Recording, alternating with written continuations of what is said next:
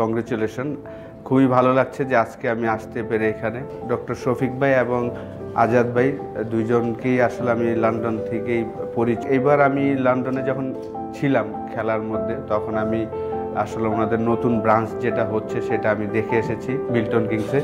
খুব বড় একটা প্লেস নিয়ে তারা করেছেন। তো আশা করব যে লাস্ট 13 বছর যেভাবে সার্ভিস দিয়ে যাচ্ছে এই জিনিসটা কন্টিনিউ হবে, এটাই আমার আশা থাকবে। শুভকামনা রইল।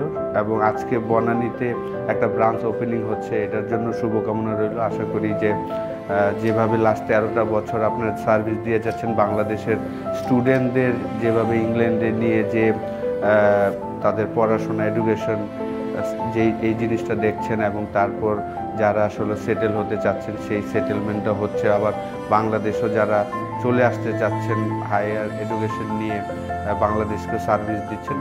তো শুভকামনা রইল, এবং নেক্সট টাইম আপনাদের সাথে আমি থাকবো ইনশাল্লাহ। All the best. আসসালামু আলাইকুম।